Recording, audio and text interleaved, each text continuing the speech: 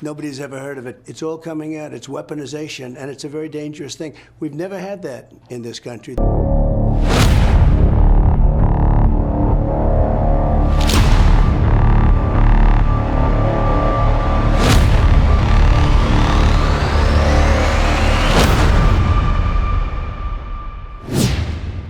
Well, look, I'm fighting for the Constitution. I'm fighting for the same thing that you three. I watch you all the time, and same thing that you do. You fight for freedom. You fight for your country. These people are sick. They're sick. They're deranged. I talk about the enemy on the outside and the enemy from within. So you have Russia, you have China. But if you have a smart president, you always handle him. Quite easily, actually. We have a lot of advantages. But the enemy from within, they are doing damage to this country. They want open borders. They want high interest rates. They now want to quadruple your taxes. Quadruple. All my life I watched politics, and it was always like politicians want to lower taxes, not quadruple them. There's a whole sickness going on right now. So we're doing really well. It was a tough venue. We tried to get out of the venue. We tried to get out of the judge, but we tried to get out of both. Wouldn't even think about it. So we had probably maybe the worst area in the whole country for me, in terms of vote. I'm sure if I sat down and explained it to that section of the world, we could probably make progress. But one of the worst sections, and they always bring them in these sections, D.C., there, places where Republicans, not just me, Republicans get like virtually no votes. But the good news is that I think we've set a record beyond all records for fundraising. That's like a poll. And another one just came out just before I got in that we're 6 points higher than we were before. So I don't know if that holds up. I'm just not sure. But people get it. It's a scam. And the Republican Party is really, they've stuck. They stick together in this. They see it's weaponization of the Justice Department, of the FBI. And, that's all coming out of Washington. You may think it's brag. Take a look at who opened the case. I'm not allowed to talk about it because I have a gag order. I'm probably, I guess, the first presidential nominee and the leading crooked Joe by a lot that's not allowed to talk. Maybe they're doing me a big favor. Who knows? But I'm not allowed to talk. I'm gagged. Nobody's ever heard of it. It's all coming out. It's weaponization, and it's a very dangerous thing. We've never had that in this country. They do have it in other countries, in South American countries. You know a little bit about it, right? Well, that actually leads me to my question. I think for a lot of Americans, what's happened to you feels foreign. Like this has never happened here before. Yeah. But for Hispanic Americans, people coming from Latin America, this feels very familiar. Yeah. And in those countries, people are imprisoned. Instead of going to the ballot box and fighting there, they're on house arrest. They're told they can't run for office. What is your message? And by the way, I think a lot of Hispanic Americans, I hear from them, they're scared about what they see. What's your message to them about what happened to you and about how scared they are that our country is turning into the countries that they left behind, the corrupt, dysfunctional countries they left behind? And they are scared, and they're great people, and very entrepreneurial, great energy. And as you know, I'm doing very well with them. Beyond anybody, I don't think anybody's ever had polling. Do you think this is why, a little bit? I think a little bit. And they've always liked me, and I've always liked them. I've done well from the beginning. In 2016, I won the entire border along Texas, and they're all like 85%. And it's been great from the beginning, and now I'm leading. I think I'm leading over this guy that can't put two sentences together, that's destroying our country. Look, he's the worst president in the history of this country, and he's a danger to the country. And, they have misinformation. Donald Trump is a threat to democracy. It's just words. He doesn't even know what it means. But it's like their slogan, I'm a threat to democracy. I'm the opposite. They're the threat to democracy. Mr. President, I want to return to the verdict, and I want to explore something you said several times already in the conversation. You've referenced these people. I'm sure you've seen the video of Joe Biden when he was asked about the verdict, and he gave sort of a smirk to the camera. Terrible. Remember, Bragg didn't want to do the case. He came out. He said, there's no case, and how can you have a witness like so-and-so? I'm not allowed to mention the name. Can you believe this? This guy's allowed to have shows, television shows. I'm not allowed to mention the name. It's so unfair. But regardless, you have to really play the hand that you're dealt. And then you had a jury that was, from a certain persuasion. Would have been hard to do no matter what. But I did absolutely nothing wrong. Absolutely. Think of it. I hate when they say a bookkeeping, this and that. It's not. It's called, think of it, expense. I use the word expense. Legal expense. I pay a lawyer.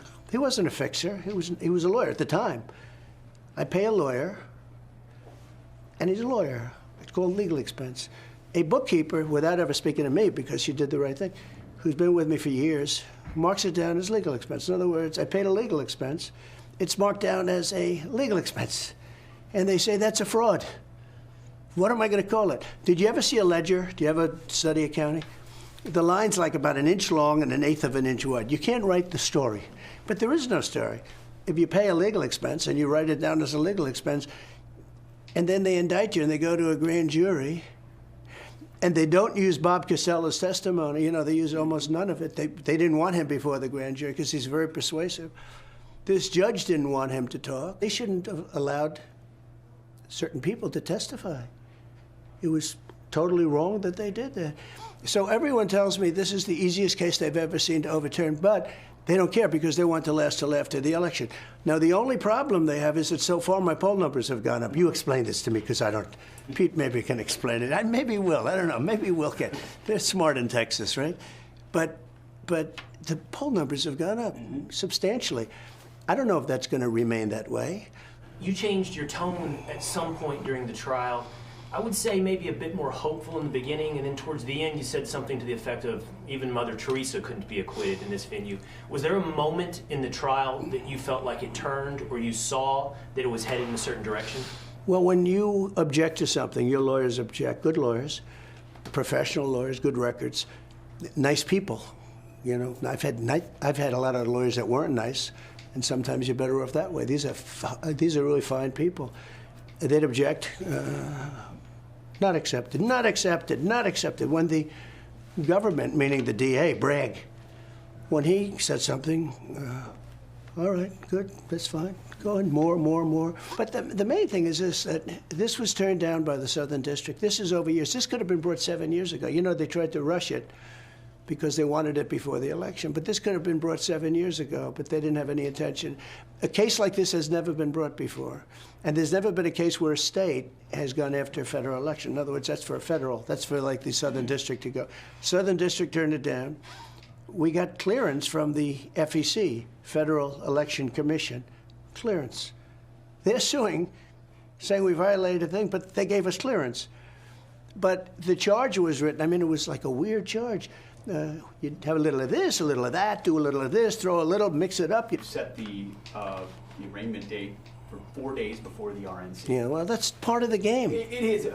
Some have suggested you could appeal straight to the Supreme Court because of the special nature of this case. When it comes to the legal maze that you're still facing, and the judge could decide to say, hey, house arrest or even jail. How do you face what that could look I'm okay with it. I saw one of my lawyers the other day on television saying, oh, no, you don't want to do that to the president. I said, you don't beg for anything. You just, the way it is. Think of it. They have all my books. You know, they went to, for 5 years, they sued me getting my tax returns, right? At the end of 5 years, they got them. The Supreme Court actually gave it to them. That was the end of it. That was it. They never found anything. They hired the best accounting firms. I had a pure gold firm. They call it a gold-rated firm. I don't know. It's supposed to be. Who knows? But with all that stuff, for years you heard about my tax. They never looked into the Clinton Foundation. And they never found it. They never went all the way with the Clinton Foundation. They never went all the way with the Clinton Foundation, which is sort of interesting, isn't it? But so that could happen. I don't know that the public would stand it. You know, I'm not sure the public would stand for it. With a, you say if they tried house arrest or I think it would be tough for the public to take. You know, at a certain point, there's a breaking point. People ask you, why do you do this? How can you do this? I mean, not to mention the rally after rally, the energy. But maybe the question isn't how do you do this over and over, but how does your family do this? All the obstacles, these are things you care about. Your ambitions for the country. What about everybody around you? So I think in many ways it's tougher on them than it is on me. They're good people, all of them, everyone. I have a wonderful wife who has to listen to this stuff all the time. They do that for this reason. They do that, all these salacious names that they put in of these people. And I'm not even allowed to defend myself because of a gag order. Think of it. But they put this stuff in. to create havoc. These are bad people.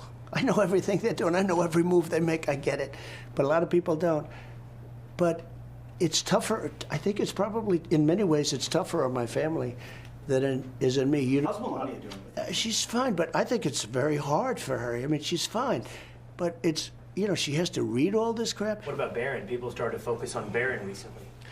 He's amazing, actually, in a certain way. You know, he's tall, good-looking guy. He's a very good student. And he's applied to colleges and gets into everywhere he goes. You know, he's very sought after from the standpoint. He's a very smart guy.